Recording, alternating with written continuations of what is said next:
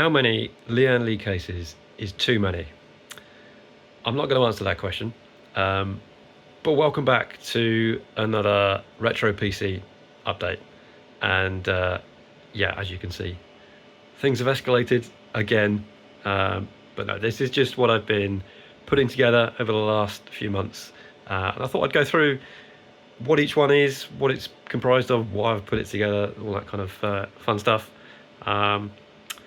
So yeah, let's get cracking. This guy right here.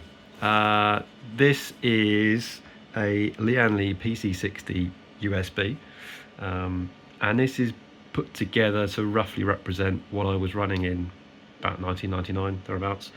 So it's an AMD K62 500. There's a Gigabyte GA5AA Baby AT motherboard in there, 64 megs of RAM, and it's got a creative 3D Blaster Banshee PCI, which is a 3DFX Voodoo Banshee card, which is great. Anything 3DFX is always good fun. And there's also a Sound Blaster or 64 in there as well. This was a really fun PC to build. The motherboard actually managed to find new old stock, so that was cool. There's a bunch of hard drives in there. I've got DOS, Windows 3.11, Windows 95, NT4, Windows 98, Win2K, and Windows XP all on there. That was quite a challenge. And yeah, the fun thing with this, I used it to replay Half-Life during the 25th anniversary last year.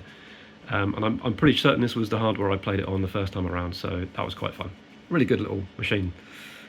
Then we've got PC7 USB. This is approximately what I was running in 2000 spec-wise, so another AMD processor. This time we're up to AMD Athlon, so this is a Thunderbird. At the time I had a 1000 megahertz chip that was running at 1200. This is actually a 1400 that is now running at 1200. And what else? We've got an Asus A7V133 board, 256 megs of RAM, and there is a Creative Labs 3D Blaster Annihilator Pro, which is a GeForce 256 DDR, and that's in there because I had an Elsa Eraser X2, which was a GeForce DDR, which was awesome. I love that card. It was such a huge step up from the Voodoo Banshee, and of course, if you know your graphics cards, the GeForce 256 was just game changer for the whole industry. So yeah, that's a cool one. Oh, there's another Sound Blaster Live in there. I've got Sound Blaster Lives in pretty much all of these. So yeah, that one's cool. Then we've got PC60 USB B2. Lian Li did all sorts of very subtle variations on their cases, and well, as you can see, they all look very similar. But actually, no single one of these is a duplicate. They're all technically different. But anyway, so this PC60 USB B2, so this is also AMD Athlon, again roughly representing what I had in 2002. So this is Athlon XP 1700 plus. There's an A-Bits KR7A RAID motherboard. This is the one that I repaired. That's in there, 512 megs of RAM. There's a Gainwood Power Pack GeForce 3, which was awesome. I found that, I think it was a charity auction online. It was in almost new condition, but it came in the box with all the CDs and bits and pieces. That was really cool. I actually had a GeForce 3 Ti 200 back in the day, so this is a slight upgrade over that. But yeah, this one's cool as well. I've kind of I found a side panel, as you can see, with the Quake logo cut out, laser cut, and I put a strip of blue LEDs on the inside as well. And I've got this sort of fan controller thing on the front, just for a bit of fun, really. You know, this was at the era where I was modifying cases, and blue cold cathodes were all the rage. So this is a bit of a nod back to that. I've still got the original side panel, don't worry. But yeah, that one's quite cool. Then we've got PC7 Plus. So this one I've really put together for LAN party duty. So in fact, actually, aside from the first one, these four are built to use for LAN party, and which they work really well for, actually. So this PC7 Plus There's an Intel Pentium 4 in there, only 2 gigahertz single core, on an 8-bit BD73 board with 512 megs of RAM again.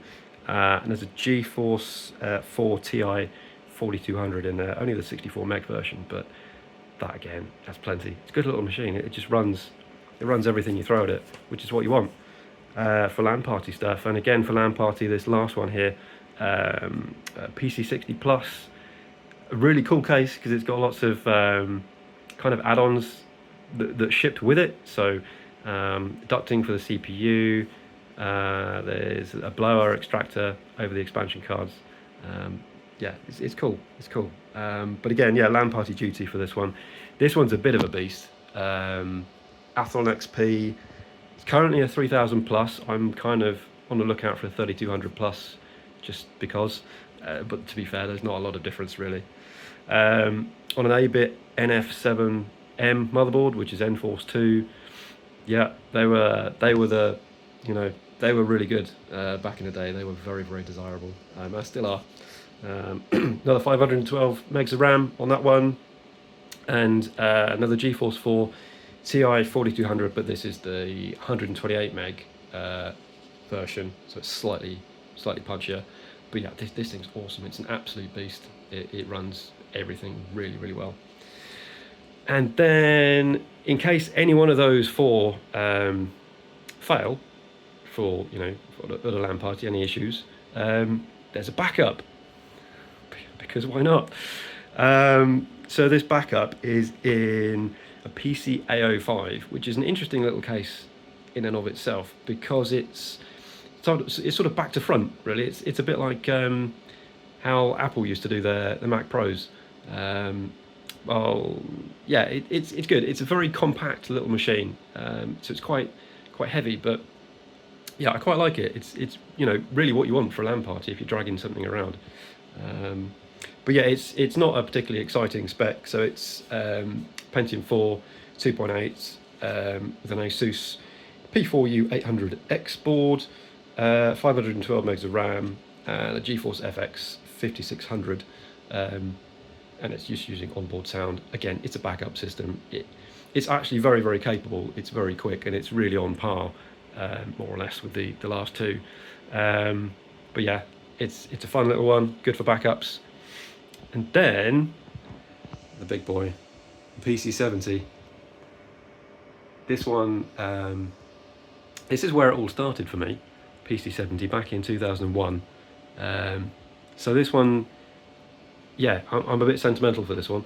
I paid a bit of money for this one. Let's put it that way. It's the most expensive one I bought. But they're really hard to come by now, particularly the first generation ones with the sort of the surround fascia kind of around the power and reset buttons.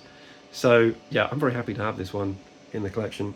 And then I sort of didn't really know what to do with it, build wise. And then this pair of Voodoo 2s came up on eBay.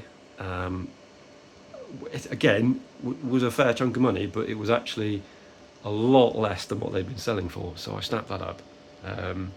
So yeah, this is running Intel Pentium 3. It's a slot one, 700 megahertz copper mine processor on an 8-bit BH6 board, which is of course BX440, 128 megs of RAM.